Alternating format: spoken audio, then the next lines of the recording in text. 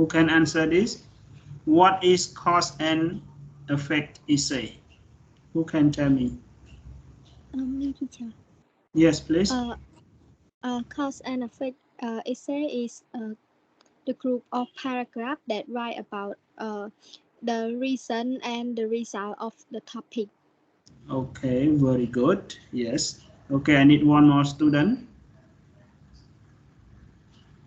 to answer this question.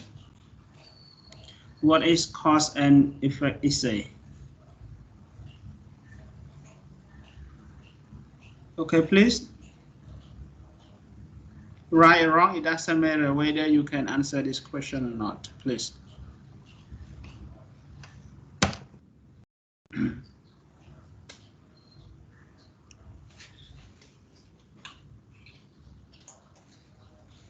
Okay, please.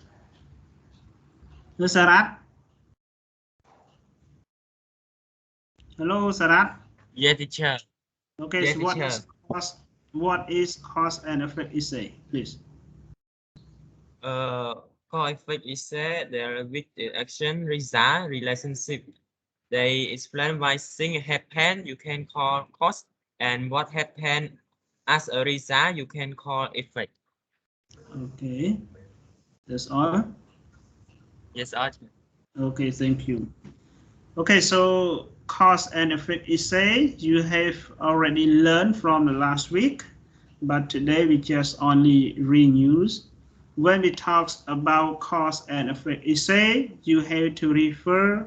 two purposes. Okay, two purposes. The one who can explain why the things or why everything is happen, this is we call cause. Okay, but when everything or thing happen as a result, this is we call effect.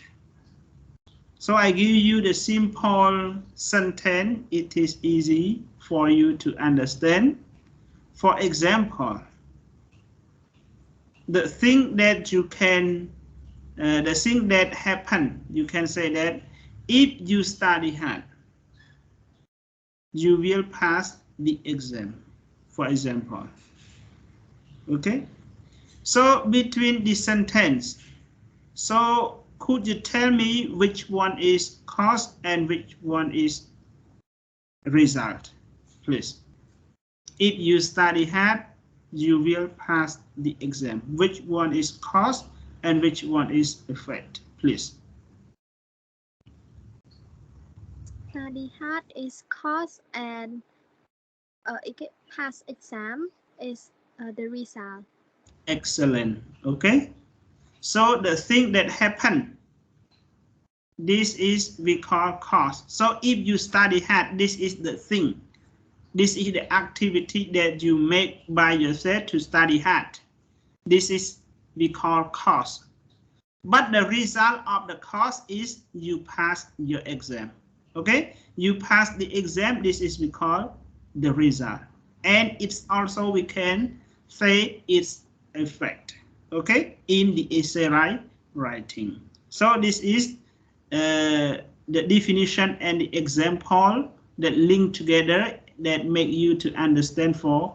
this definition. Okay, so next,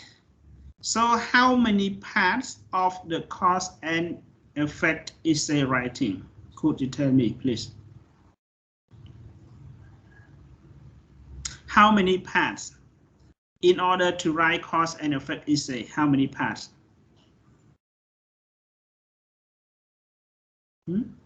How many parts?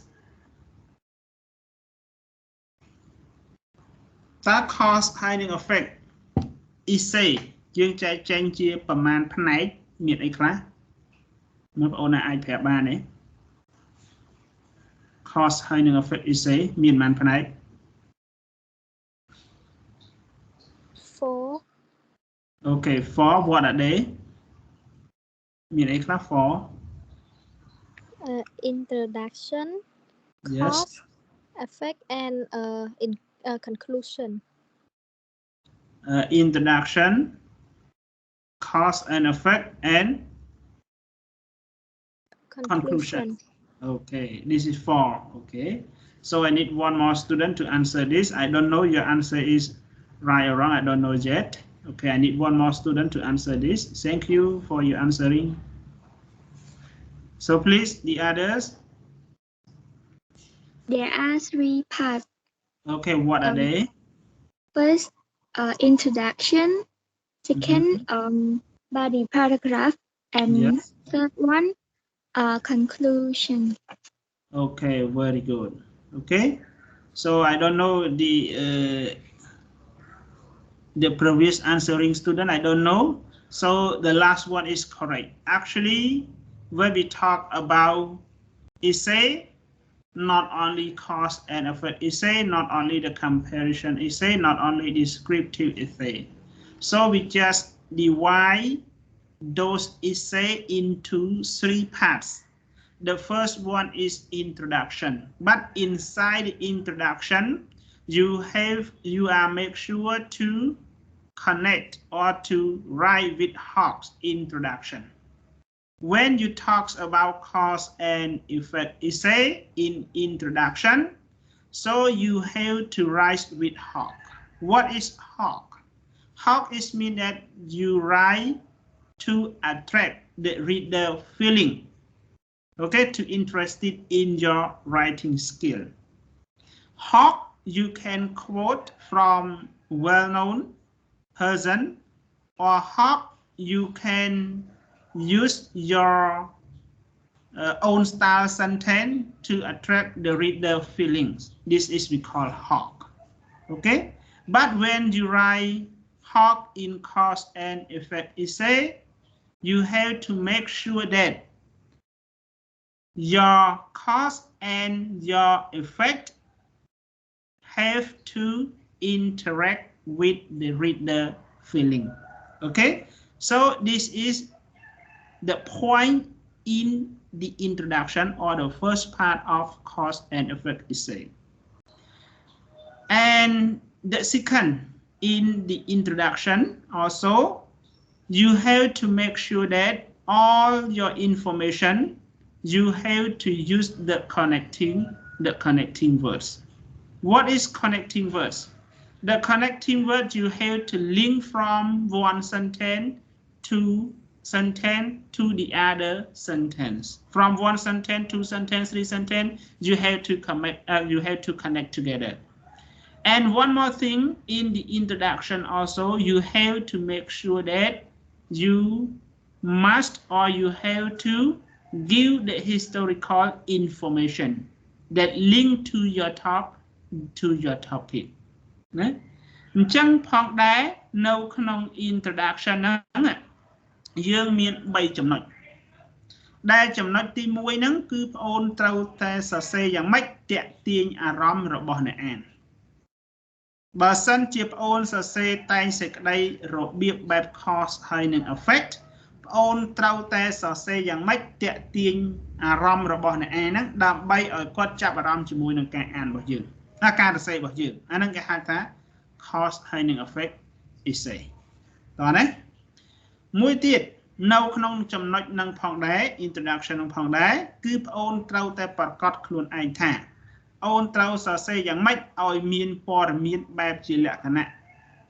ភ្ជាប់ពីប្រយោគមួយទៅប្រយោគមួយពីប្រយោគមួយទៅប្រយោគច្រើននៅក្នុង introduction ហ្នឹងហើយប្រយោគដែលបងអូនសរសេរភ្ជាប់នោះគឺបងអូនត្រូវតែមានពាក់ព័ន្ធជាមួយនឹងព័ត៌មានបែបប្រវត្តិសាស្ត្រដែលតាក់ទងជាមួយនឹងប្រធានបទរបស់យើងនៅក្នុងករណីនេះខ្ញុំប្រាប់ថាបងអូនសរសេរព័ត៌មានណាដែលតាក់ទងជាមួយនឹងប្រវត្តិសាស្ត្រឬក៏នេះហ្នឹងគឺបងអូនមិនចាំបាច់ដាក់ក៏បានដែរប្រសិនបើប្រធានបទរបស់បងអូនអត់មានពាក់ព័ន្ធជាមួយនឹងផ្នែកប្រវត្តិសាស្ត្រតោះណាប៉ុន្តែបើសិនជាប្រធានបទរបស់បងអូនតាក់ទងជាមួយនឹងផ្នែកប្រវត្តិសាស្ត្រគឺបងអូនអាចទៅសេនៅត្រង់ចំណុច introduction នឹងបានតោះណាប៉ុន្តែក្នុងករណីខ្ញុំឲ្យប្រើពាក្យន័យថាលើកលែងថាប្រធានបទណាដែលបងអូនសរសេរជាលក្ខណៈ cause ហើយនឹង effect essay ដែរប៉ុន្តែវាអត់មានពាក់ព័ន្ធជាមួយនឹង historical information អញ្ចឹងបងអូនមិនបាច់យកមកសរសេរនៅក្នុង introduction ទេតោះណាអញ្ចឹងបាទហើយចំណុចចុងក្រោយគឺ you have to write with thesis statement. What is thesis statement? ណា ចឹងសំណួរទាំងអស់នេះគឺសិតតែចេញណាបាទ hawk អីហ្នឹងបាទ thesis statement នេះសិតតែចេញនៅ final ហើយណាចឹងមើលណា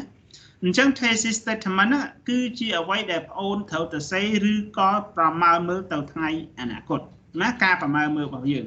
ហើយសំណួរសួរថាតើការប្រមាណមើលហ្នឹងវាពិតឬក៏មិនពិតយើងអត់ដឹងប៉ុន្តែគ្រាន់តែយើងទៅសេអ្វីគឺពាក់ព័ន្ធទៅលើការស្រមើស្រមៃរបស់យើងសម័យសម័យឃើញអីយើងសរសេរហ្នឹងប៉ុន្តែការសម័យសម័យបងប្អូនទៅថ្ងៃអនាគតឬក៏បច្ចុប្បន្នហ្នឹងគឺបងប្អូនត្រូវប្រកាសខ្លួនឯងថាការស្រមើសម័យពីបច្ចុប្បន្នទៅថ្ងៃអនាគតហ្នឹងត្រូវតែ link ជាមួយនឹងប្រធានបទបងប្អូនតើបានទេអញ្ចឹងណាបាទអាហ្នឹងនៅក្នុងផ្នែកនៃ introduction ចូលចំណុចទី2បាទចូលចំណុចទី2គឺបងអូនត្រូវសរសេរបែបជាលក្ខណៈ body paragraph បន្ទាប់ពីបងអូនសរសេរបែប introduction ហើយអូនត្រូវសរសេរបែប body paragraph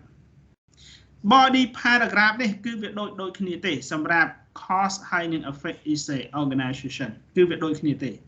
គឺនៅក្នុង body paragraph គឺបងអូនត្រូវកំណត់ខ្លួនឯងបើសិនជាបងអូនរកបាន3ចំណុចបងអូនត្រូវសរសេរ3 paragraph មានន័យថាឧបមាថាខ្ញុំដាក់ថាគុណវិបត្តិនៃការប្រើប្រាស់ smartphone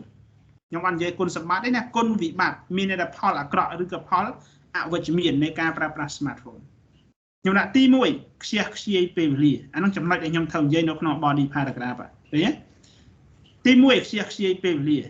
ទី2ប៉ះពាល់សុខភាពទី3ខាតបង់ថវិកាឃើញបើសិនតែខ្ញុំនិយាយ3ចំណុចហ្នឹងឃើញខ្ញុំលើក3ចំណុចហ្នឹងអញ្ចឹងមក paragraph ដូចតាក់ទងជាមួយនឹងខាតបង់ពេលវេលានោះបាទមានតែកាលណាយើងចំណាយពេលជាមួយនឹងទូរស័ព្ទច្រើនពេកអញ្ចឹងទៅយើងអត់មានការយើងអត់ធ្វើការងារអីសោះវាឲ្យធ្វើខាតបង់ពេលវេលាអញ្ចឹងយើងបងអូនត្រូវបញ្ចូលមកហើយការបញ្ចូលរបស់បងអូនគឺបងអូនអាចលើកជាលក្ខណៈ explanation ឬក៏ជា example ឬក៏លើកទស្សនវិជ្ជាជាក់ស្ដែងណាមួយយកមកដាក់នៅកន្លែងនេះបញ្ចូលមកដល់ណាអាហ្នឹងបងអូនទៅសេមក paragraph នៅក្នុង body paragraph ទី2វាប៉ះពាល់សុខភាពរបស់បងអូនកាលណាបងអូនលេងទូរស័ព្ទយូរទៅវាប៉ះពាល់វាអាចខូចភ្នែកខូចអីយ៉ាងទៅណាហើយវាអាចធ្វើឲ្យយើងនឹងខ្វះឈាមខ្វះអីយ៉ាងទៅណាហើយបងអូនចេះតែនិយាយមកឲ្យលើកឧទាហរណ៍ជាក់ស្ដែងនៅក្នុងចំណុចហ្នឹងមកណាទី3គឺអីគេខាតបង់ពេលវេលាអញ្ចឹងធម្មតាបងអូនលេងទូរស័ព្ទបងអូនមានទូរស័ព្ទប៉ុន្តែបងអូនអត់មាន SIM អាហ្នឹងវាអត់បញ្ហាទេប៉ុន្តែបងអូនត្រូវប្រើ SIM ហើយបងអូនប្រើ SIM ហើយបងអូនត្រូវដាក់លុយទៀតណាដូចមួយខែអស់3 4 10ដុល្លារអីណោះបាទឃើញចឹងអាហ្នឹងគឺខាតបង់ប្រាក់កាក់របស់យើងអញ្ចឹងយើងចេះបញ្យល់មកបាទបញ្យល់មកបញ្យល់នៅក្នុង paragraph ទី3ហើយបងអូនមានលើកឧទាហរណ៍បងអូនលើកឧទាហរណ៍ឬក៏តត្តភាពជាក់ស្ដែងមកតោះណាអញ្ចឹងនៅក្នុង body paragraph ហ្នឹងអាស្រ័យទៅលើបងអូននេះបើបងអូនរកចំណុចថាគុណវិបត្តិនៃការប្រើប្រាស់ smartphone បងអូនលើកប្រហែលចំណុចគឺបងអូនយកមកដាក់កន្លែងហ្នឹងប្រហែលចំណុចហើយបងអូនត្រូវទៅសេប្រហែល paragraph ទៅតាមចំណុចដែលបងអូនបាន brainstorm ហ្នឹងតោះបានទេអញ្ចឹងនៅក្នុងbody paragraph ហ្នឹងណាបាទដល់ទៅពេលចូលចុងក្រោយគេគឺឲ្យឈ្មោះថា conclusion មានតែការសរុបសេចក្តីឬការសរុបមតិ conclusion គឺបងអូនត្រូវកំណត់ឡើងវិញបាទមានតែការសរុបមតិឡើងវិញបាទពីចាប់ពីintroduction មករហូតមកដល់ body paragraph បងប្អូនណាមកដល់ body paragraph អញ្ចឹងបងអូនសរុបមតិមកបាទការគុណវិបត្តិនៃការលេងទូរស័ព្ទវាមានអីខ្លះបងអូនសរុបមកនៅក្នុង conclusion មកហើយចុងក្រោយបើសិនជាបងអូនមានជា recommendation ជាអនុសាសន៍ឬក៏ជា giving advice ផ្ដល់ដំបូន្មានអីបងអូនអាចលើកឡើងនៅក្នុងចំណុច conclusion នឹងបានតើបានទេអញ្ចឹងសរុបមកវិញសម្រាប់ cause ហើយនឹង effect essay គឺយើងមានតែ3ចំណុចទេឬក៏3ផ្នែកទេផ្នែកធំណាហើយនៅក្នុងមួយចំណុចគេបែងចែកផ្នែកផ្សេងទៀតណាប៉ុន្តែគ្រាន់តែចំណុចវាធំគឺវាមានតែ3ទេទី1គឺ introduction ទី2 body paragraph ហើយនឹងទី3គឺ conclusion តើបានទេអញ្ចឹងអាហ្នឹងគឺអ្វីដែលយើងបានរៀនកាលពីសប្តាហ៍មុនបាទនៅក្នុងចំណុចនឹងផងដែរយើងបានរៀនតាក់ទងជាមួយនឹងពពួកភ្ជាប់គេហៅថា connector បាទ connector ដោយផ្ដើមហេតុគឺមានពាក្យអីខ្លះ connector ដោយផ្ដើមហេតុអូនអាចារ្យមានពាក្យអីខ្លះ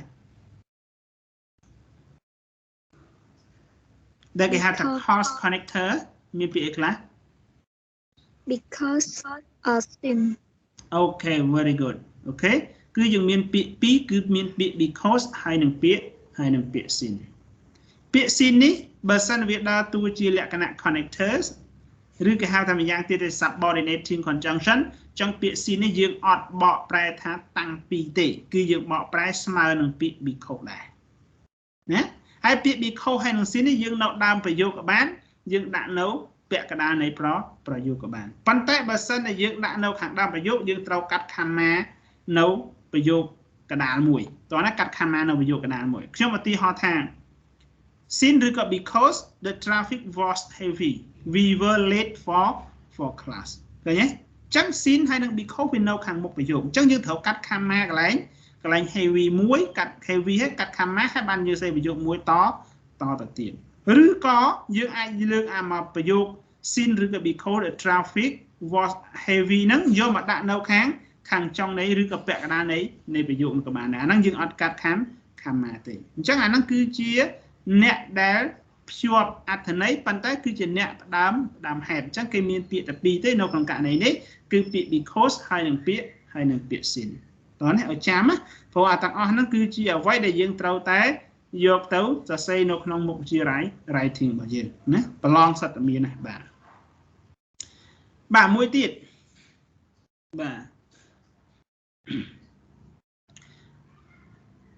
បាទអ្នកផ្ដើ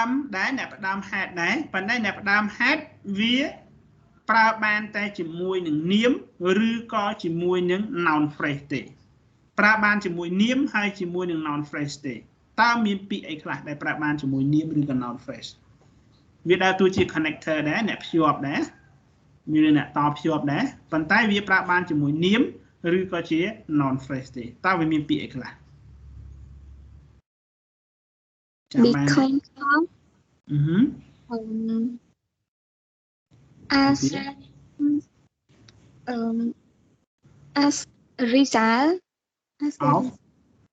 as a result of I did you too okay very good ណាអញ្ចឹងវាដើរតួជា cause connector ដែរប៉ុន្តែនៅខាងក្រោយវាបានតែជាមួយនាមឬក៏ជាមួយនឹង noun phrase តោះនេះបាទអញ្ចឹងមានពាក្យ3មានពាក្យ you too មួយ because of មួយហើយនឹង as a result of មួយកាលពីសប្តាហ៍មុនខ្ញុំបានពន្យល់ថាពាក្យ because of ហើយនឹងពាក្យ you too of យើងបកប្រែជាខេមរៈភាសាខ្មែរយើងមកថាដោយសារតែប៉ុន្តែពាក្យពីរហ្នឹងវាខុសគ្នាត្រង់ពាក្យ you too នៅខាងក្រោយវាបូកបានដែរជាមួយនឹង noun phrase ទេតើណាប៉ុន្តែពាក្យ because of នៅខាងក្រោយវាគឺបូកបានតែជាមួយនឹងនាមទេឬក៏ជាសព្វនាមbecause of តារាមិនជានាមហើយ because of you នឹងមិនដើរតួជា pronoun ឃើញទេអញ្ចឹងនៅខាងក្រោយពាក្យ because of គឺយើងប្រើបានតែជាមួយនឹងនាមឬក៏សព្វនាមទេដល់ពេល as a result of គឺយើងប្រើបានទាំងពីរទាំង noun phrase ក៏ប្រើនៅក្នុងករណីហ្នឹងទាំងនាមឬក៏ pronoun ក៏យើងប្រើនៅក្នុងករណីហ្នឹងដែរណាប៉ុន្តែពាក្យ3ហ្នឹងគឺវាប្រើជាលក្ខណៈ cause connector ដូចគ្នាណា cause connector ដូចគ្នាយើងអាចលើកពាក្យ3ហ្នឹងដាក់នៅខាងដើមប្រយោគក៏បានដាក់នៅកណ្ដាលនៃប្រយោគក៏បានប៉ុន្តែបើសិនយើងលើកពាក្យ3ហ្នឹងដាក់នៅខាងដើមប្រយោគយើងត្រូវកាត់ comma មួយបើដាក់នៅពាក់កណ្ដាលនៃប្រយោគយើងអត់កាត់ comma ទេណាបាទ slide ហ្នឹងខ្ញុំបានផ្ញើបងប្អូនហើយណាបាទបងប្អូនទៅមើលឡើងវិញបាទនេះគាត់ថាខ្ញុំបញ្យល់បន្ថែមទេអូខេពាក្យមួយទៀតដែលដើរតួជា effect បាទមានន័យថា effect ប៉ុន្តែយើងនៅបើសិនយើងនិយាយ cause ហើយនឹង effect នៅក្នុង essay អាហ្នឹង effect ហ្នឹងគេឲ្យឈ្មោះថា result អញ្ចឹងមានន័យថា effect connector អញ្ចឹង effect connector យើងមានប្រមាណពាក្យដែលដើរតួជា effect connector មានប្រមាណពាក្យដែលយើងរៀនកាលពីសប្តាហ៍មុនមានប្រមាណពាក្យបងមានអីខ្លះនៅបងប្អូនអាចារ្យ Hello their form are result yes okay very good ណាអញ្ចឹងយើងមាន3ហ្នឹងមានពាក្យ therefore as a result ហើយនឹង consequently អញ្ចឹងពាក្យ3ហ្នឹងគឺវាដើរតួជា effect connector មានអ្នកភ្ជាប់អត្ថន័យបែបជាលក្ខណៈលទ្ធផលណាឧទាហរណ៍ I always study hard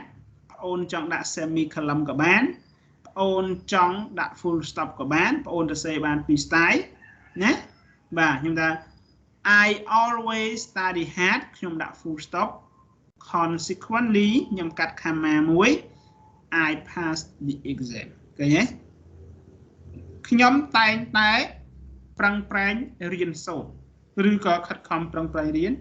នសូត្រដូច្នេះខ្ញុំប្រឡងជាប់ឃើញទេអញ្ចឹង consequently I passed the exam ហ្នឹងគេឲ្យឈ្មោះថាជាប្រយោគបែប affect connector តោះនេះដោយសារឲ្យ affect connector ដោយសារខ្ញុំប្រើពាក្យ consequently នៅខាងមុខហ្នឹងតើបានឬក៏អត់តើណាអញ្ចឹង Yes បាទច្បាស់ហើយណាបាទព្រោះខ្ញុំសប្បាយចិត្តណាស់នៅពេលដែលកូនសិស្សខ្ញុំបញ្យល់ទៅយល់ហើយលទ្ធផលដែលប្រឡងមកគឺទទួលបានបន្ទុកល្អគ្រប់គ្នាណាបាទគ្មានគ្រូណាម្នាក់ដែលចង់ឲ្យកូនសិស្សប្រឡងធ្លាក់អត់ទេបាទគឺចង់ឲ្យតែកូនសិស្សហ្នឹងគឺប្រឡងបានបន្ទុកជាប់ទាំងអស់គ្នាបើកាលណាបានបន្ទុក100ទៀតកាន់តែអថែមទៀតណាណាបាទអញ្ចឹងដើម្បីប្អូនទទួលបានបន្ទុកល្អប្រសើរលទ្ធផលទី1គឺអូនត្រូវខិតខំប្រឹងប្រែងរៀនសូត្រដោយខ្លួនឯងណាដោយទស្សនៈរបស់ខុងជឺមួយដែលគាត់លើកឡើងថាទោះបីជាគ្រូមកពីឋានប្រអិនណាក៏ដោយប្រឹងបង្រៀនសិស្សយ៉ាងណាក៏ដោយក៏មិនបង្រៀនសិស្សដែរក៏មិនបង្រៀនសិស្សចេះដែរប្រសិនបើសិស្សនោះមិនប្រឹងប្រែងរៀនសូត្រដោយខ្លួនឯងតោះណាអញ្ចឹងសំខាន់គឺប្អូននឹងហើយខ្ញុំផ្ដល់ឲ្យប្អូនបានតែ5% ទេ 95% ទៀតគឺនៅលើប្អូនហើយតើបានទេអញ្ចឹងចេះឬមិនចេះអានឹងនៅលើប្អូនទេណាបាទអូនត្រូវអនុវត្តរូបមន្តនៃការរៀនសូត្រចំនួន4ចំណុចគឺសូចេបុលិឲ្យបានអនុវត្តឲ្យបានសូនឹងយ៉ាងម៉េចស្ដាប់ចេយ៉ាងម៉េចស្ដាប់ហើយគិតពុនឹងម៉េចគិតហើយសួរតើណាគិតឲ្យសួរសូចេបុលិហ្នឹងហ្មងកត់ត្រានៅពេលដែលខ្ញុំបញ្យល់ប្អូនស្ដាប់ដល់ពេលខ្ញុំបញ្យល់ថាអាហ្នឹងវាចេះមួយដល់ពេលប្អូនស្ដាប់ទៅគឺប្អូនអត់យល់ស្របប្អូនចាប់ដើមសួរខ្ញុំវិញដល់ពេលខ្ញុំបកស្រាយថាអាហ្នឹងវាចេះប្អូនកត់ត្រាទុកឃើញទេអញ្ចឹងប្អូនអនុវត្តឲ្យទាំងអស់ហ្នឹងឲ្យបាននោះប្អូននឹងប្រកែហើយអ្នកដែលគេរៀនប្រកែគឺមនុស្សហ្នឹងគឺប៉ិនសួរមនុស្សនឹងប៉ិនឆ្ងល់មនុស្សនឹងប៉ិនកត់ត្រាមនុស្សនឹងប៉ិនស្ដាប់មនុស្សនឹងប៉ិនគិតបាទណាអញ្ចឹងយើងត្រូវអនុវត្តឲ្យបាន4ចំណុចហ្នឹងណា4ចំណុចហ្នឹងលោកគ្រូក៏ធ្លាប់ដូចជាប្អូនដែរណាក៏នៅជាសិស្សដូចប្អូនដែរមុននឹងគ្រូខ្លាយទៅជាគ្រូអញ្ចឹងបាទនៅជាសិស្សដូចប្អូនដូចគ្នាហ្នឹងបាទមិនកើតមកប្រាច់ធ្វើគ្រូឯណាបាទនៅជាសិស្សដូចប្អូនទាំងអស់គ្នាហ្នឹងណាប៉ុន្តែគ្រូខំប្រឹងប្រែងរៀនសូត្រ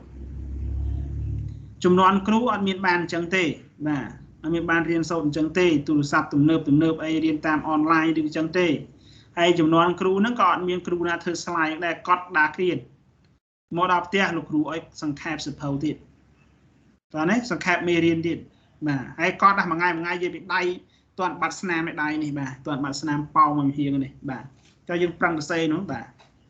ហើយនៅចំនួនខ្ញុំវាយបងអូនបាទវាយអញ្ចឹងបាទគ្រូដាក់បិទបំពត់មកហើយខ្ចប់បាទយើងដាក់ដៃអញ្ចឹងមកខ្ចប់គ្រូវាយប៉ប់ចំអាកញ្ចក់ផងឈឺបាទជួនកាលរត់បុកក្តារខៀនក៏មានដែរបាទហើយដល់ពេលគ្រូធ្វើអញ្ចឹងចេះដែរបាទចងចាំរហូតមកដល់ឥឡូវហ្នឹងសូម្បីអាគណិតវិទ្យាអាគណិតអាផលដាក់ផលគុណកតាខ្ញុំចាំមកដល់ឥឡូវហ្នឹង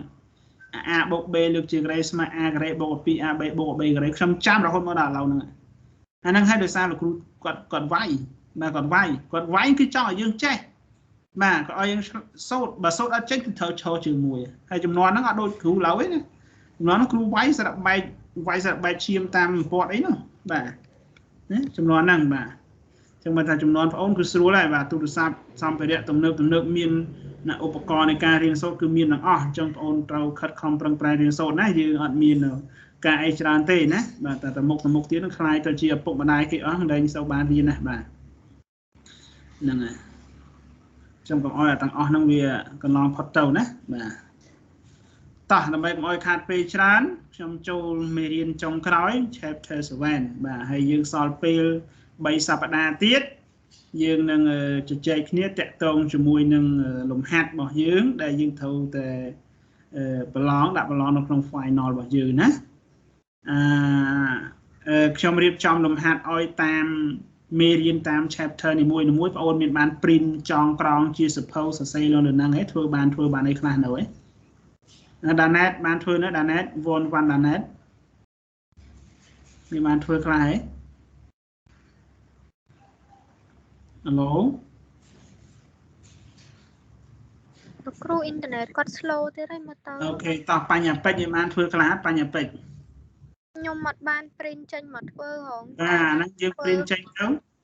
តែបានធ្វើដូចកត់អីចឹងចម្លើយអីចឹងក្នុងសភៅអីចឹងណាលោកគ្រូតែអត់បានខ្ញុំ recommend ចេះបាទមិនថាបញ្ញពេជ្រមួយទេប្អូនទាំង23នាក់ណាបាទទាំងអ្នកអត់មករៀនទាំងអ្នកមករៀនហ្នឹងបាទបើអ្នកមករៀនហើយអ្នកដែលអត់មករៀនហ្នឹងជួយប្រាប់ទៅគាត់ផងទៅប្រាប់អ្នកដែលគាត់អត់បានមករៀនផងអូន print ចេញហើយឲ្យកន្លែង copy គេកាប់ជាសភៅមួយបាទកាប់ជាសភៅចាបាទសភៅចាមើលឃើញទេអត់ឃើញទេបាទកាប់ជាសភៅណាអាសភៅយើងកាប់ជ័រហ្នឹងបាទកាប់ជាសភៅហើយបងអូនយកមកសរសេរនៅនឹងវិញមានខ្មៅដៃសួរលុបខុសសួរលុបព្រោះ90ជើងដល់ 100% ឯងដែលជើរៀបចំដកស្រង់ចេញមកពីអាហ្នឹងជើងដល់ 100% បាទណាអញ្ចឹងគឺមុខវិជ្ជា writing របស់យើងគឺជើដកស្រង់ចេញមកពីហ្នឹងហើយបើបងអូនអត់ធ្វើអាហ្នឹងទេគឺចប់ហើយណាចប់ហើយណាហើយលំហាត់ហ្នឹងគឺទៅតាម chapter នីមួយៗតាំងពី chapter 1រហូតដល់ chapter 7គឺបងអូនយកចេញពីហ្នឹងមកណាហើយខ្ញុំក៏រៀបចំលំហាត់គឺដកស្រង់ចេញពីហ្នឹងទាំងអស់ដែរអញ្ចឹងបានខ្ញុំឲ្យបងអូនធ្វើហ្នឹងណាទៅកន្លែង copy គេផ្ញើតាម Telegram ឲ្យ copy ចងក្រងកັບជាសភៅទៅហើយយើងថ្ងៃណាយើងទៅនេះយើងទៅយកពីកន្លែង copy គេមកយកមកធ្វើមករៀនធ្វើតើណាយើងមានពេលជួបគ្នាមិនច្រើនទេណានៅតែ3សប្តាហ៍ទៀតទេយើងនឹងផ្អាកជួបគ្នាមួយរយៈសិនណាដោយសារយើងចាប់ឆមាសណាបាទអញ្ចឹងបងអូនត្រូវធ្វើឲ្យឆ្ងល់ឯណាសួរខ្ញុំណាខ្ញុំអត់កំណាញ់ទេសួរខ្ញុំមកតែមិនថាយើងចាប់ផ្ដើមថ្នាក់ចាប់រៀនអនឡាញបានអាចសួរបានអត់ទេខ្ញុំអត់កំណាញ់ទេសម្រាប់ខ្ញុំមួយគឺខ្ញុំអត់កំណាញ់ទេនៅពេលដែលខ្ញុំឃើញបងអូនមានសេកមកពេលណាគឺខ្ញុំឆ្លើយតបនៅពេលហ្នឹងបាទជួនកាលខ្ញុំជាប់រវល់ខ្លាំងទៅខ្ញុំបានឆ្លើយតបហើយខ្ញុំនៅថ្ងៃក្រោយខ្ញុំឃើញនេះទៀតទៅខ្ញុំចេះ scroll down មើលទៅចេះតែឃើញចេះ reply ទៅបងអូនទៅដល់ណាកុំខ្លាចសួរមកណាខ្ញុំបើកចិត្តទូលាយទេបើអត់មានកំណាញ់អត់មានអីទេអត់លាក់អីទេព្រោះស្លាប់ទៅអត់មានយកចំណេះទៅតាមទេគឺខ្លាយទៅជាទឹកដីភ្លើងខ្យល់អស់ហើយបាទអ្នកមានក៏ប៉ុណ្ណឹងអ្នកក្រក៏ប៉ុណ្ណឹងអ្នកចេះក៏ប៉ុណ្ណឹងអ្នកមិនចេះក៏ប៉ុណ្ណឹងបាទ3ម៉ែត្រ4ជ្រុងដូចតែគ្នាបាទចឹងយើងទៅលាក់អីគឺខ្ញុំអត់លាក់ទេណាខ្ញុំចែកលេខបងប្អូនទាំងអស់គ្នាណាបាទអូខេតោះដើម្បីកុំឲ្យខាតពេលយើងចូលមេរៀនឃើញ slide ខ្ញុំទេបងប្អូនឃើញទេឃើញបាទremove ទៅមុខហ៎ឃើញ slide ខ្ញុំ remove ទៅមុខហ៎ឃើញលោកគ្រូអូខេខ្ញុំខ្លាចអត់ remove បាទ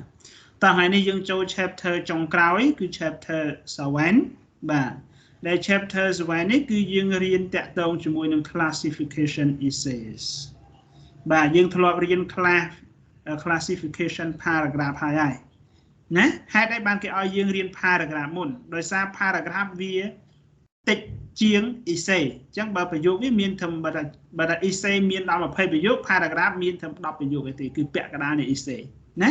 អាហ្នឹងឲ្យឈ្មោះទៅ paragraph ដូច្នេះយើងរៀន classification paragraph ហើយស្អីទៅជា classification paragraph បងប្អូនអាចដឹងឆ្លើយមុនយើងចូល classification essay រៀន online ទៅឲ្យយើងឆ្លងឆ្លើយជាមួយគ្នាកាលណាយើងរៀនអត់មានសភៅកត់ណាកាលណាយើងរៀននៅតែស្ដាប់តែខ្ញុំជួនកាលអា slide ដែលខ្ញុំបង្ហាញនៅលើអេក្រង់ហើយនឹងអ្វីដែលខ្ញុំនិយាយវាអាចខុសគ្នាអញ្ចឹងដើម្បីកុំឲ្យនេះបងប្អូនអាចមានជាសភៅមួយណាកត់បាទព្រោះតិចនិចនៃការបង្រៀនរវាងគ្រូម្នាក់វាខុសគ្នាណាវាខុសគ្នាអញ្ចឹងបងប្អូនអាចមានសភៅឲ្យកត់ត្រាទុក พោះសិស្សដែលបកកែអ្នកដែលបកកែគឺបកកែកត់ត្រាហ្នឹងហើយបាទនៅពេលដែលបងអូនភ្លេចថ្ងៃក្រោយបងអូនមកបើកសរសហ្នឹងមើលទៅវិញបាទមើលនឹងវិញណាហើយខ្ញុំអត់ប្រកាន់នៅពេលដែលខ្ញុំសួរបងអូនឆ្លើយខុសត្រូវអីអត់បញ្ហាទេសំខាន់ឲ្យបងអូនបានឆ្លើយហើយបងអូនឆ្លើយខុសឬក៏ត្រូវអាហ្នឹងសិតនេះទៀតសិតបានបន្ទុកទៀតបងអូនឆ្លើយខុសក៏បានបន្ទុកបងអូនឆ្លើយត្រូវក៏បានបន្ទុកព្រោះអាហ្នឹងវាពេលជួបខ្ញុំដំបូងនឹងខ្ញុំណែនាំហើយអាហ្នឹងវាតាក់ទងជាមួយនឹង class participation នេះយើងបានបានបន្ទុកអាហ្នឹងសិតតែបន្ទុកបាទណាខុសក៏ដោយត្រូវក៏ដោយអត់បញ្ហាទេសំខាន់គឺបងអូនបានឆ្លើយតែប៉ុណ្ណឹងតោះឥឡូវខ្ញុំសួរយើងទៅរៀន classification paragraph ហើយ so what is classification paragraph តោះឆ្លើយ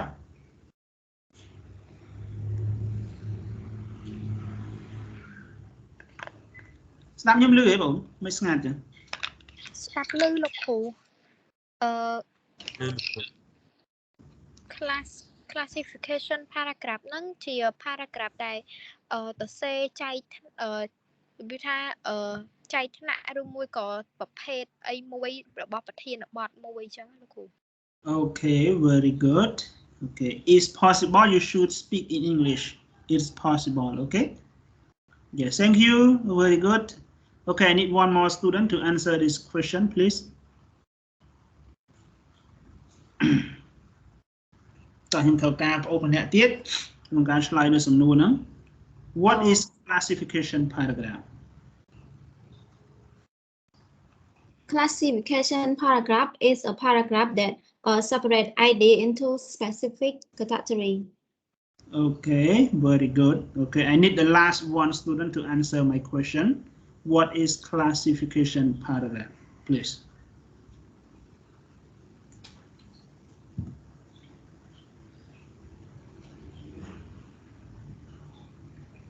Tập ôn xây mà vậy? Ngạt đấy. Mới vào program đó, giang ấy lùng lấy cái ở đó cứ slide chứ. Này cái online trao lấy mở. Slide thì mở. Sa rát ấy ạ. Mà pro giúp bay bốn nè ấy ta. Yes, sir. What is your name? This young or Sarat? Sarat, sir. Okay, Sarat, please. You should tell me your name before you answer the question, please. Yes, teacher. Sarat, please. Paragraph show the different type of criteria of something. Okay. Thank you, Sarat. Thank you. Very good. Okay. So, if we just look at the paragraph, there are many types of paragraph. But what I want to mention here, just only classification paragraph. Why I ask you classification paragraph? Because classification paragraph will link to classification essays. So that's why if you understand or if you know the classification paragraph, that's why it is very easy for you to understand classification essay. When you talk about classification paragraph, you have to mention two ideas, two specific main ideas. And your two specific main idea, you have to divide them into categories or classification. This is we call classification paragraph in our language. អញ្ចឹងមូលហេតុអីបានខ្ញុំសួរបងអូនថាស្អីទៅជា classification paragraph ដោយសារ classification paragraph វាតាក់ទងជាមួយនឹង classification essay ប្រសិនបើបងអូនយល់ classification paragraph ច្បាស់នោះបងអូននឹងមានភាពងាយស្រួលយល់អំពី classification essay ហើយតោះណា classification essay ហើយណាអញ្ចឹងបើសិនជាយើង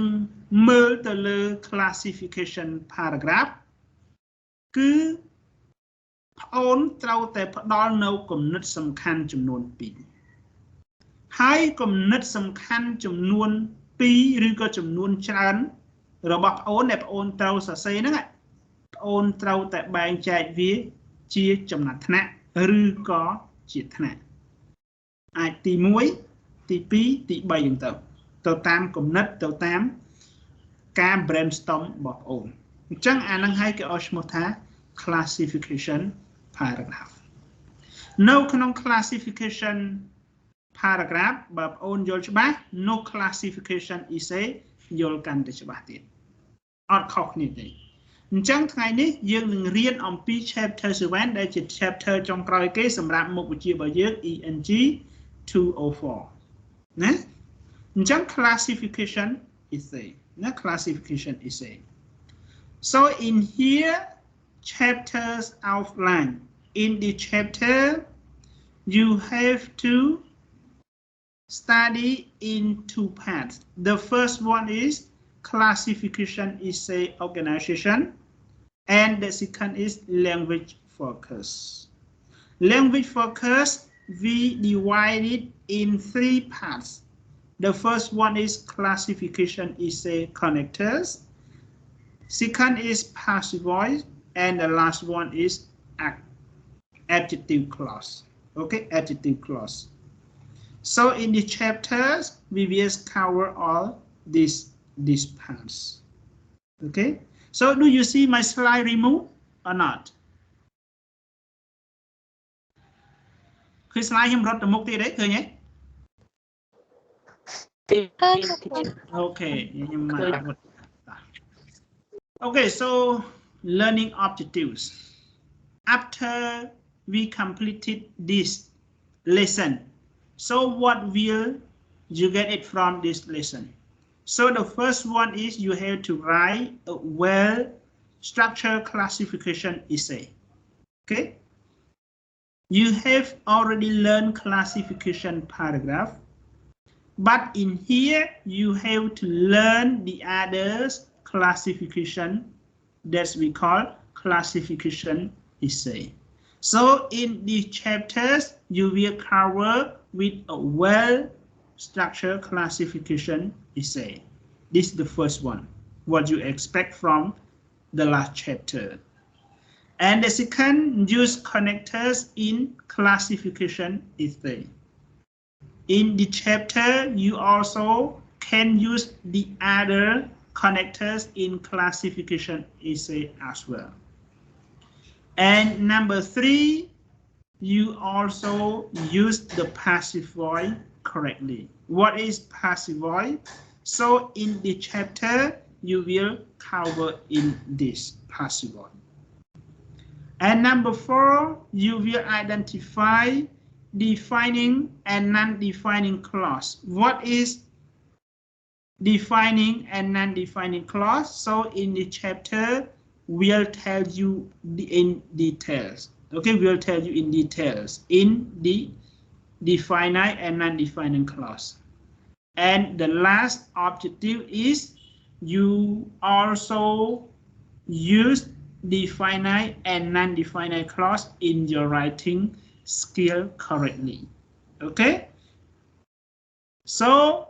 these are the objectives that you will expect from this chapter okay so next the first one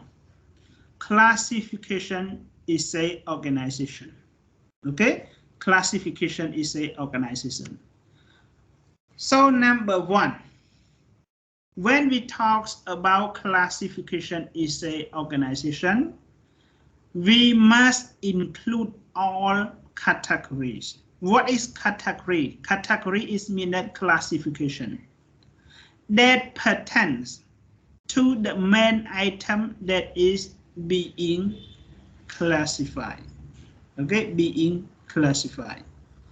អញ្ចឹងនៅក្នុងចំណុច classification essay organization ហ្នឹងបាទគឺបងអូនត្រូវតែរួមបញ្ចូលនៅចំណាត់ថ្នាក់ផ្សេងនៅចំណាត់ថ្នាក់ផ្សេងរបស់អីគេអាចជាវត្ថុអាចជាមនុស្សឬក៏អាចជារបស់អីមួយដែលរបស់ទាំងនោះគឺបងអូនត្រូវតែផ្សារភ្ជាប់បាទជាមួយនឹងគំនិតសំខាន់ប្រភេទគំនិតសំខាន់ណាមួយដែលវាត្រូវបានគេចែកចេញជាចំណាត់ថ្នាក់ ដែលគេត្រូវបានបែងចែកជាចំណាត់ថ្នាក់អាហ្នឹងគឺជានិយមន័យរបស់ classification essay ណា classification essay ឧទាហរណ៍ឧបមាថាប្រធានបទរបស់យើងគេឲ្យសរសេរអំពី human being មនុស្សបាទ human being មនុស្សបើយើងនិយាយទៅដល់មនុស្សបើសិនជាយើងបែងចែកជាចំណាត់ថ្នាក់គឺបងអូនអាចមានមនុស្សស្រីនិងមនុស្សប្រុសឃើញទេបាទអញ្ចឹងមនុស្សស្រីមនុស្សប្រុសគឺវាស្ថិតនៅក្នុង category នេះប្រភេទ category នេះចំណាត់ថ្នាក់ណាចំណាត់ថ្នាក់អញ្ចឹងបងអូនបែងចែកមកបាទចំណាត់ថ្នាក់ទី1បងអូនចង់និយាយអំពីបរិសុទ្ធអញ្ចឹងបងអូននិយាយទៅបរិសុទ្ធហ្នឹងមកចំណាត់ថ្នាក់មួយទៀតបងអូននិយាយអំពីនារីអញ្ចឹងបងអូននិយាយពីនារីមកតើណាប៉ុន្តែអ្វីដែលបងអូនត្រូវនិយាយហ្នឹងនៅក្នុងបរិសុទ្ធហ្នឹងតើអ្វីដែលបរិសុទ្ធអាចធ្វើបានហើយស្ត្រីមិនអាចធ្វើបានដល់ពេលនៅក្នុងស្ត្រីវិញបងអូនត្រូវតែរៀបរាប់យ៉ាងម៉េចគឺត្រូវតែបរិយាយយ៉ាងម៉េចថាតើអ្វីដែលស្ត្រីធ្វើបានហើយបរិសុទ្ធយើងមិនអាចធ្វើបានឃើញទេឃើញផ្អែកបែងចែកគ្នាអញ្ចឹងឧបមាថាប្រធានបទគេដាក់ថាចូលបងអូននិយាយអំពីមនុស្សអញ្ចឹងមនុស្សយើងមានមនុស្សប្រុសមនុស្សស្រីអញ្ចឹងបងអូនបែងចែកមក paragraph ទី1បងអូននិយាយអំពីមនុស្សប្រុសមក paragraph ទី2បងអូននិយាយអំពីមនុស្សស្រីមកឃើញទេប៉ុន្តែនៅក្នុង paragraph ទី1មនុស្សប្រុសបងអូនត្រូវនិយាយពីព័ត៌មានអំពីមនុស្សប្រុសអាចធ្វើឲ្យបានហើយមនុស្សប្រុសមិនអាចធ្វើឲ្យបានបងអូននិយាយនៅក្នុងចំណុចមនុស្សប្រុសមក paragraph មនុស្សប្រុសមកឃើញបែងចែកហ៎ឃើញយើងចែកវាជា category ហ៎ហើយ paragraph ទី2បងអូននិយាយអំពីនារីណាមនុស្សស្រីវិញតើមនុស្សស្រីធ្វើឲ្យបានណាហើយមនុស្សស្រីមិនអាចធ្វើឲ្យបានអញ្ចឹងបងអូនពណ៌នេះមកដល់ពេល conclusion បងអូនត្រូវសរុបឲ្យទាំងពីរនេះមកទាំងមនុស្សប្រុសទាំងមនុស្សស្រីសិតតែមានលក្ខណៈពិសេសរៀងខ្លួនអញ្ចឹងបងអូនអាចសរសេរយ៉ាងមកសរុបមតិយ៉ាងមកហ៎តើបានទេអញ្ចឹងអាហ្នឹងយើងត្រូវបែងចែកវាជា category paragraph តើបានទេHello ចាលោកគ្រូតើច្បាស់ហើយណាតើច្បាស់ហ៎ច្បាស់លោកគ្រូអូខេហ្នឹងហើយតោះបើតើច្បាស់ហើយឥឡូវបងអូនមើលទៅលើរចនាសម្ព័ន្ធនៃ classification organization វិញម្ដងតើរចនាសម្ព័ន្ធរបស់វាយ៉ាងម៉េចចឹងដូចបងអូនដឹងហើយមិនថា classification មិនថា comparison មិនថា cause and effect essay គឺវាមានតែ3ចំណុចហ្នឹង introduction body conclusion បាទ introduction body conclusion អត់ផុតពី3ចំណុចទេប៉ុន្តែនៅក្នុងមួយចំណុចយើងបែងចែកទៀតប្រហែលចំណុចហ្នឹងមកណា2ឬ3ចំណុចហ្នឹងមកណាគឺវាអត់ហួសពីហ្នឹងទេហើយ body យើងមានប្រហែលចំណុចសរសេរដាក់ចូលហ្នឹងមកហើយ conclusion យើងមានប្រហែលចំណុចយើងសរសេរដាក់ចូលហ្នឹងមកឃើញទេវាអត់លើសពីប៉ុណ្ណឹងទេណា classification គ្រាន់តែបងអូនចាំថាកាលណាយើងនិយាយអំពី classification essay គឺមានន័យថាយើងបែងចែកវាជាចំណាត់ថ្នាក់ដូចខ្ញុំលើកឧទាហរណ៍មិញអញ្ចឹងណាបាទយើងទៅសេអំពីមនុស្សប៉ុន្តែដល់ពេលយើងប្រធានបទរបស់យើងមនុស្សប៉ុន្តែបងអូនទៅសេគឺបងអូនត្រូវបែងចែកមនុស្សយើងមានមនុស្សប្រុសមនុស្សស្រីអញ្ចឹងទៅយើងមនុស្សផ្ទុយយើងរាប់យើងលើកលែងករណីលើកលែងមនុស្សផ្ទុយបាទយើងករណីលើកលែងនេះយើងបាញ់និយាយយើងនិយាយថាមនុស្សប្រុសចំតួហើយនិងមនុស្សស្រីចំតួបាទផ្ទុយយើងបាញ់និយាយបាទករណីលើកលែងតើបានទេចា៎ហ្នឹងយើងបែងចែកមកទី1យើងនិយាយអំពី paragraph ទី1យើងនិយាយអំពីមនុស្សប្រុសមកហើយតើនៅក្នុង paragraph ទី1យើងត្រូវរៀបរាប់យ៉ាងម៉េចមនុស្សប្រុសអាចធ្វើអីបានហើយបន្តមកទៀតមនុស្សប្រុសមិនអាចធ្វើអីបានយើងនិយាយនៅក្នុង paragraph ទី1ហ្នឹងមកតែពេល paragraph ទី2យើងនិយាយពីនារីវិញម្ដងមកបាទនារីអាចធ្វើអីបានហើយនារីមិនអាចធ្វើអីបានបងនិយាយទៅមកដល់ពេលចូលដល់ conclusion បងសរុបពីមកបាទទាំងមនុស្សប្រុសទាំងមនុស្សស្រីសិតតែជាមនុស្សដូចគ្នាប៉ុន្តែគ្រាន់តែអ្នកទាំងពីរហ្នឹងមានលក្ខណៈពិសេសរៀងខ្លួនឃើញទេតែនោះគឺសរុបមតិបាទដែរតើបានទេអញ្ចឹងបាទអញ្ចឹងបងអូនមើលទៅលើ classification organization បាទអញ្ចឹងគេថារចនាសម្ព័ន្ធនៃ classification essay ហ្នឹងគឺយើងមាន3ចំណុចទី1គឺ introduction បាទអញ្ចឹងអត់រួចទេបាទទី1 introduction ហ្នឹងគឺបងអូនធ្វើ essay យ៉ាងម៉េចត្រូវមាន hawk អត់ hawk អត់បានទេកន្លែងហ្នឹងហើយសួរថាស្អីទៅជា hawk ហ្នឹងយើងរៀនហើយមើលបងអូនអាចឲ្យនិយមន័យបាន hawk មានន័យថាម៉េច hawk បើសិនយើងបកប្រែនៃជាទូទៅអត់កំណត់នៅក្នុងថាភាសា writing ឬខ English ឬក៏ភាសាអីផ្សេងទេយើងបកប្រែជា general meaning យើងបកប្រែថ្ពក់ឬក៏ទំពក់បើសិនជាកិរិយាសព្ទយើងបកប្រែថ្ពក់បាទ ដោយយើងពកផ្លែសន្ទូចផ្លែហ្នឹងប្រើពី hawk បាទបើសិនជានាមបកប្រែថាទំពក់បាទប៉ុន្តែ hawk នៅក្នុងករណីនេះនៅក្នុងភាសា writing គឺយើងអត់បកប្រែអញ្ចឹងទេណា hawk ហ្នឹងតើបងអូនណាដឹងមានន័យថាម៉េច hawk ហ្នឹងនៅមុននឹងខ្ញុំក៏បាននិយាយដែរ hawk ហ្នឹងតោះបងអូនណាដឹងឆ្លើយកុំនៅស្ងាត់ទេណាស្ងាត់ហ្នឹងគឺគេងលក់អស់ហើយ How it means that to connect and it make the read it is attract the reader and give the reader attention. Okay, very good. Yes, thank you. តោះសុំម្នាក់ទៀតស្អីទៅជា hawk មើលបងណានេះបានស្អីទៅជា hawk បាទមានតែមិន hawk ហ្នឹង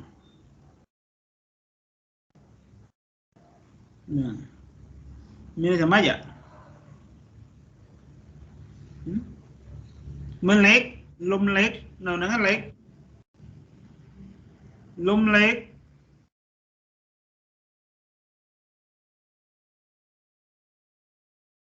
លំលេខ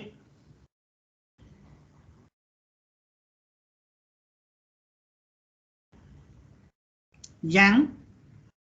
Are you here? បានលោកគ្រូ Yes please. What is hawk? hawk ហ្នឹងគឺជាប្រយោគមួយបែបថាអបិធាវណាបែបជាប្រយោគមួយដែលមើលទៅបែបថាវាតាក់ទាញជាងគេនៅក្នុងtopic ហ្នឹងណាលោកគ្រូ Okay តាក់ទាញយ៉ាងម៉េច ដូចថាវាបែបប្រយោគហ្នឹងមើលទៅលេចធ្លោជាងគេចឹង ប្រយោគលេចធ្លោជាងគេ Okay thank you តោះសុំម្នាក់ទៀតមកបាទនរណាក៏បានដែរស្រីក៏បានប្រុសក៏បានដែរដើម្បីគ្នាយើងផ្សេងកាន់តែច្បាស់បន្ថែមទៀតតោះ please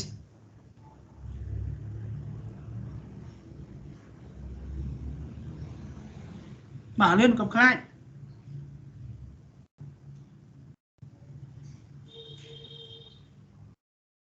មកកំលៀង Are you here កំលៀង Yes hawk នឹងគឺជាប្រយោគដែលធ្វើការដែលវាមានការតាក់ទាញអារម្មណ៍អ្នកអាននៅកថាខណ្ឌពេលដែលយើងសរសេរប្រយោគដំបូងចា៎ Okay thank you បាទ So your answer are correct. So I already told you about the definition or the meaning of the word hawk in the writing skill. When we talk about hawk, this is what you write at or in the beginning of the sentence for attracting the reader attention or reader feeling. Hawk, it can be quoted from well-known, from book, from scholar, and so on. So this is we call hawk. So in here, in the classification paragraph organization, when we talk about hawk, it's always appear in the introduction paragraph. It's always appear in the introduction paragraph. The hawk introduced the information to be classified. ឃើញទេអញ្ចឹងបងអូនបានដឹងរួចមកហើយថា hawk ហ្នឹងគឺជាអ្វីដែលបងអូនសរសេរនៅប្រយោគខាងដើមគេ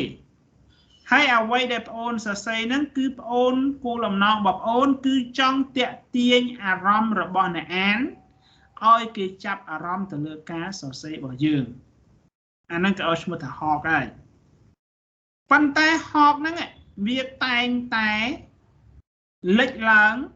នៅក្នុងទម្រង់ paragraph បែបជាលក្ខណៈ introduction មិនថាប្រភេទនៃតែងសេចក្តី essay ឬក៏តែងសេចក្តីបែប comparison ឬក៏តែងសេចក្តីបែប classification ឬក៏តែងសេចក្តី cause and effect ទេ គឺហកតែងតែលេចឡើងទាំងអស់នៅក្នុងទម្រង់ paragraph នៅក្នុងប្រភេទបែប introduction អញ្ចឹងនៅក្នុង classification essay នេះ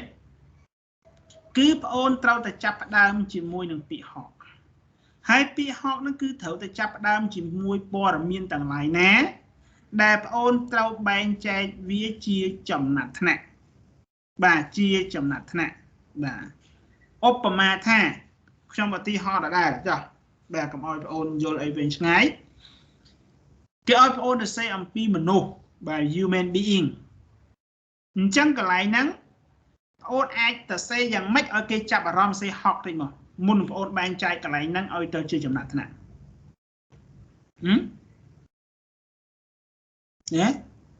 ចុះបងអូនអាចចាប់ផ្ដើមមក human being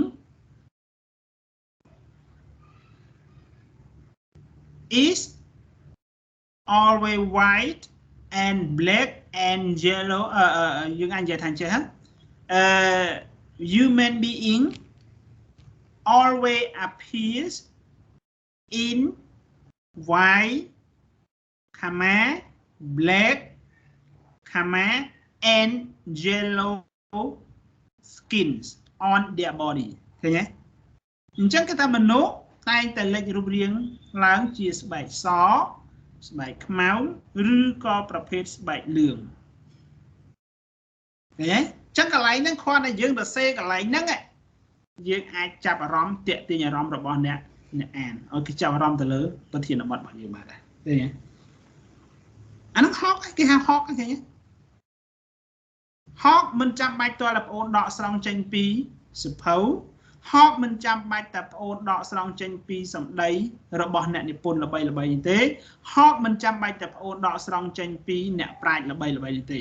ហកអាចកើតឡើងបានតាក់ទងជាមួយនឹងគំនិតរបស់អូនក៏បានដែរ Human being always appear in white, black, and yellow body skins. That full stopមួយមក Actually, human being has to divide into sexes. The first one is male and second is female. Okay. Human being គឺតែងតែមានស្បែកសស្បែកខ្មៅហើយនិងស្បែកពណ៌លឿងអូនដាក់ខណ្ឌមួយមកជាការពិតណាស់មនុស្សយើងត្រូវបានគេបែងចែកជាពីរភេទគឺភេទប្រុសហើយនិងភេទស្រីឃើញទេ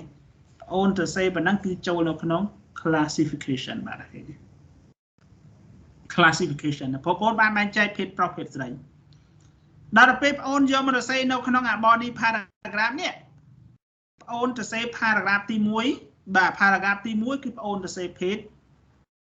ប្រុស paragraph ទី2បងអូនសរសេរភេទស្រីតោះណាគាត់បងអូនសរសេរប៉ុណ្ណឹងគឺបានចូលហកមួយបាទបន្តមកទៀតចូលចំណុចទី2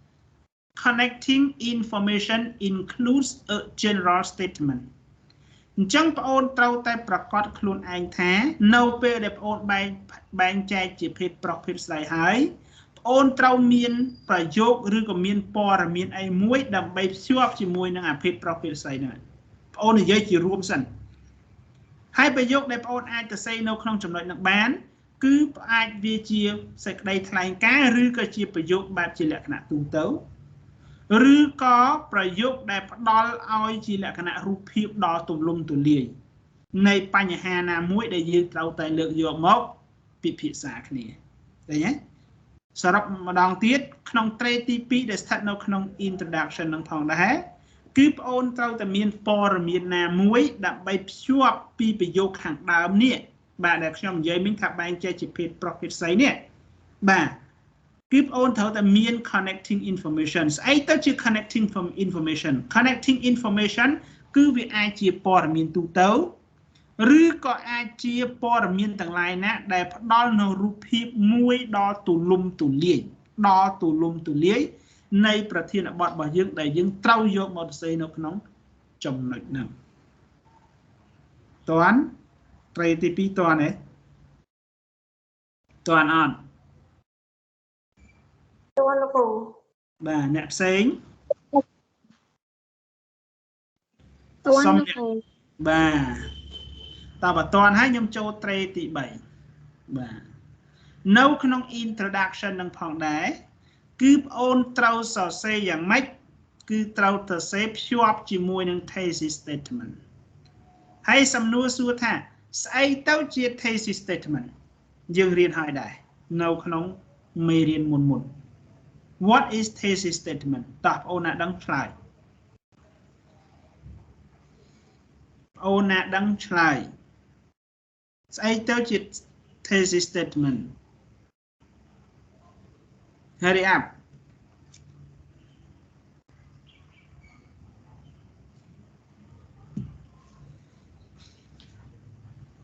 Cầm liêng are you here cầm liêng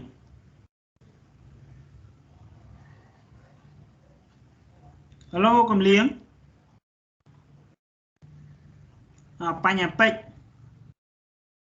What is thesis statement Panya pech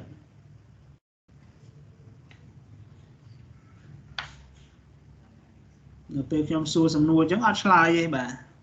ស្រាប់ខ្ញុំឲ្យបន្ទូមើលឈើខ្ញុំ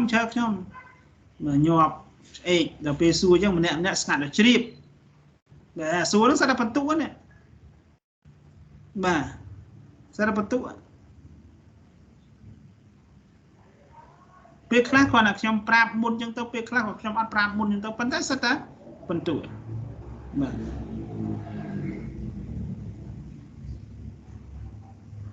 Sakna,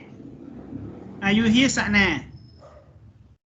Yes, teacher. Okay, so what is thesis statement, please?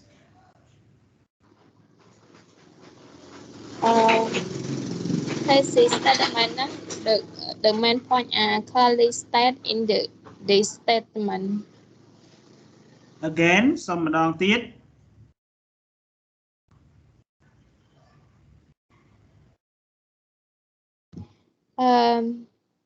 Thesis statement ហ្នឹងគឺ is the main point are clearly stated Thesis statement is the main point Idiot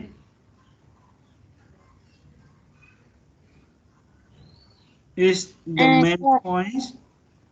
are clearly stated Okay, thank you Sakna,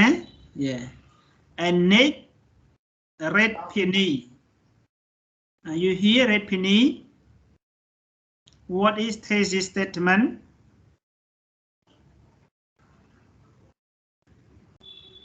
Penny, what is thesis statement? Thesis statement.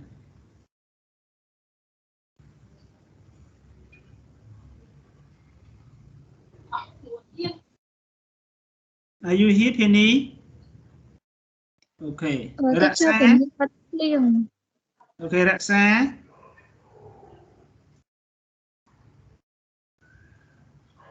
Hello, Raksa.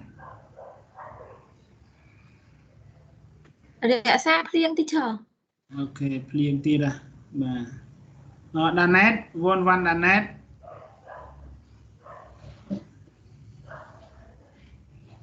Thích đàn nét plieng đây rồi, đàn nét nồng pênh mà không nồng pênh đã áp plieng hả?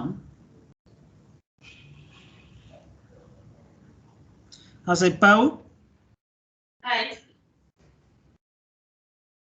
Hello, say Paul. Yes, teacher. Yes. So, what is thesis statement? Thesis statement it's refer to the main idea and tell the reader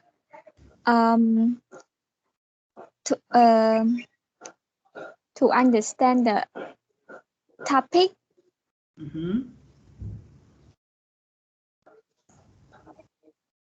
And it is like identify the topic and written for the reader to like the specific That's all, Sipo? Yes. Okay, I need the last student to answer the question. What is thesis statement? This is submit to Danae. Danae? Are you here, Danae? Okay, silent. Say not.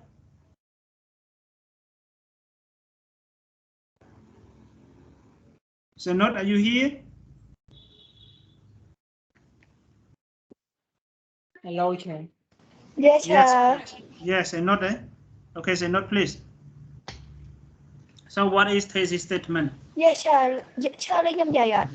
Yes, yes, I hear you. Charlie, Yes, I hear you. Please.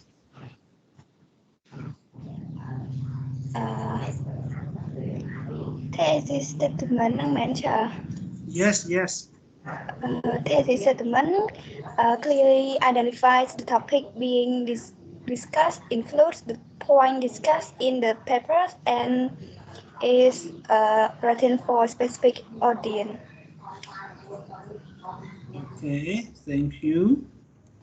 Thank you, Srainot. Okay, and thank you the others to answer this question. So all your question is correct. So actually, you have already learned about thesis statement.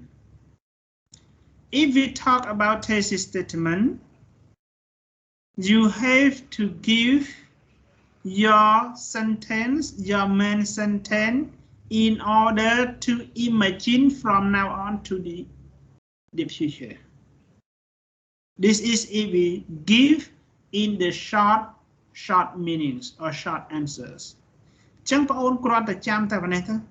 thesis statement នៅក្នុងករណីនេះគឺយើងសំដៅទៅដល់ការប្រមាលមើលឬក៏ការសមាសម័យពីបច្ចុប្បន្នទៅថ្ងៃអនាគតហើយការសមាសម័យបងអូនហ្នឹងការសមាសម័យបងអូនហ្នឹង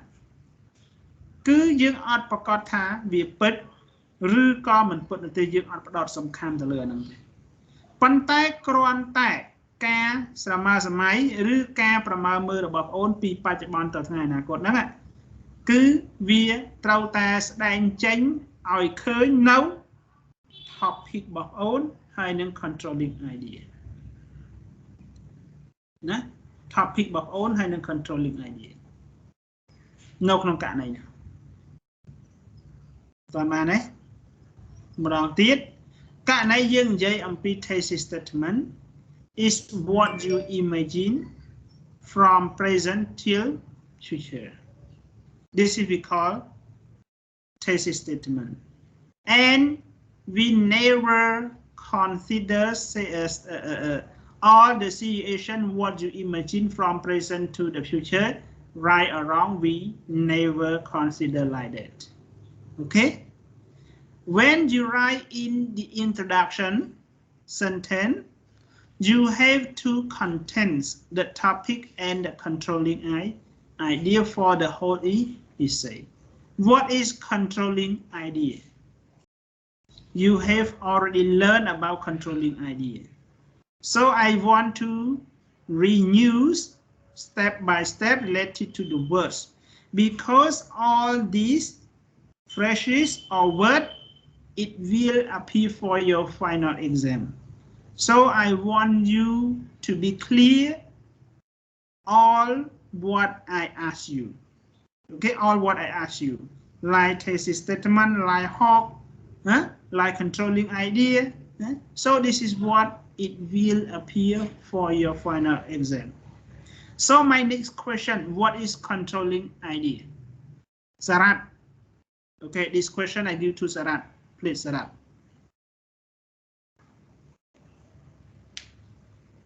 What is controlling idea? Are you here, Sarat?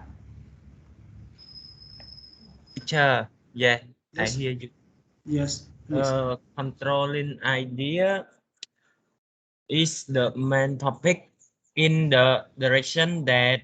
writer want to talk it. Okay, thank you. Okay, I need one more student to answer this. What is controlling idea?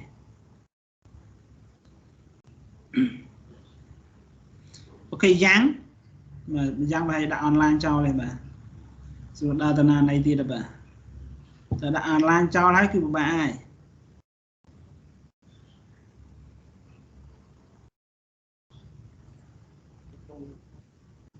cầm liêng mô nữa cầm liêng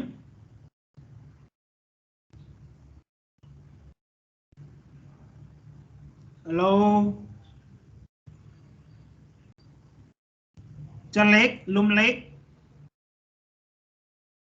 cho hai nhau mà cho yes please what is controlling idea chờ hao trong mà mau ấy tầm lấy ở cầm liếng cho nó đại cho nào nắp liếng cầm liếng quanh liêng ta cho nồng bánh bây giờ có đôi áo nhầm nồng bánh để ăn liếng nữa thì có đôi áo tôi sẽ cái mình này khóc ngày cái ní mà trong nó nhưng lại đại man chờ tao cầm liếng what is controlling idea controlling idea chơi gì không ai ba nào cha hey please try your best to speak English please but anh dễ sang lấy bán cụ thành dễ khó trao áp anh hai để miền Nam xài như người ta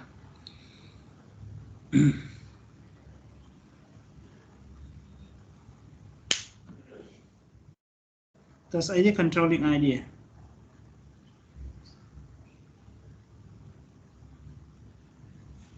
Mai cầm liếng hello sir yes please this is Lum Lake this is Lum Lake speaking nhom vậy bận mâu trà đang thế trà tao mà đang thiết ta sẽ controlling idea cầm liếng controlling idea is the content your opinion about the topic this content of your this is the content of your opinions content your opinion about the topic content your opinion about the topic okay ta mình đã tiết xong lệch và Lum Lake thank you cầm liếng yes what is controlling idea controlling idea is the main topic in the direction that writer want to take it. Okay, thank you. Yes. So thank you for your answer this question. So actually you already learned about controlling idea in chapter 1 already. When we talk about the controlling idea, this is the main idea that the writer want to describe about it. Okay. For example, if you talk about human being, you can rest into there are many factors how to describe about the human beings of the female and the male. This is we call controlling idea. So male and female, this is controlling idea. And you have to remember that controlling idea always start in the end of the topic sentence. In the end of the topic sentence. When we talk about the topic sentence, it must be main subject plus controlling idea. And controlling idea always stand in the end of the words or of the topic sentence. Chẳng những bạn riêng rồi mà hỏi ông pi controlling idea. Đại controlling idea cứ chia cầm nứt đo sầm khăn mũi đại nẹt sẽ xây rư cả nẹt này bốn quạt trong bị bọt nè nhá quạt trong bị bọt nè trong lượng vía vô tao bị bọt nè nhá hay controlling idea này cứ tay từ cho nấu hàng trong phải giúp nấuក្នុង topic sentence nhá hay như how the topic sentence bán lục tra tại ôn miến main subject mũi bột chỉ mũi nứng controlling idea hay controlling idea cứ thật nấuក្នុងphải giúp bác topic sentence ហ្នឹងហើយតោះណាបាទនៅក្នុងប្រយោគ topic sentence ប៉ុន្តែទីតាំងរបស់ controlling idea គឺវាចូលនៅខាងចុងប្រយោគនៃ topic sentence ហ្នឹងដូចនិយាយថា there are many humans ឬក៏ there are two human beings such as male and female អញ្ចឹង male ហើយនិង female ហ្នឹងហើយគេឲ្យឈ្មោះថា controlling idea ហ្នឹងហើយព្រោះអាហ្នឹងហើយគឺជាអ្វីដែលបងអូនត្រូវយកទៅសេបន្តទៀត ដែលយើងជាអ្នកសរសេរគឺត្រូវយក describe បន្តទៀតណាទី1បងប្អូនសរសេរអំពី male មកមានអីខ្លះទូនាទីរបស់ male ទី2បងប្អូនត្រូវសរសេរ female មានអីខ្លះទូនាទីរបស់ female បងប្អូនសរសេរនៅក្នុងករណីហ្នឹងមកតើបានទេអញ្ចឹងបាទមួយទៀត it tells what is being classified and how it is being organized បាទនៅក្នុងករណីហ្នឹងផងដែរដូចខ្ញុំឧទាហរណ៍មើលបងប្អូនវិញអញ្ចឹងគឺបងប្អូនត្រូវយកមួយចំណុចហ្នឹងយកទៅ separate គ្នាទៅ describe ទៅ classify គ្នាណាបែងចំណាត់ថ្នាក់ឬក៏ទៅនិយាយមកចំណាត់ថ្នាក់ម្ដងណាប្រហែលខ្ញុំនិយាយថា there are two factors of the human being such as female and male ណាអញ្ចឹងបងប្អូនយកមក classify គ្នាមកហើយយកមករៀបចំវាមកក្នុងករណីហ្នឹងណាដែលបងប្អូននិយាយថា female ហើយនិង male គឺជា controlling idea ដល់ពេលបន្តមកទៀតគឺបងប្អូនត្រូវបែងចែកញែកវាទាំងពីរហ្នឹងមកបាទ male នឹងមានអីខ្លះតើអ្វីដែល male អាចធ្វើបានហើយ male មិនអាចធ្វើបានហើយ female ហ្នឹងតើអ្វីដែល female អាចធ្វើបានហើយ female មិនអាចធ្វើបានអញ្ចឹងបងប្អូនបែងចែកនៅក្នុងករណីហ្នឹងមកតើបានទេអញ្ចឹងបាទតោះមានសំណួរអីទេឆ្ងល់ថងចំណុច slide ទេមានសំណួរអីទេមានសំណួរអីឆ្ងល់សូមលើកឡើងមានឆ្ងល់ទេបាទបើអត់អីឆ្ងល់ទេឥឡូវយើងសម្រាប់5ដល់10នាទីសិនទៅម៉ោង4:45នាទីយើងនឹងចូលវិញណាម៉ោង4:45នាទីណាយើងនឹងចូលវិញឥឡូវយើងសម្រាប់5ដល់10នាទីសិនណាបាទ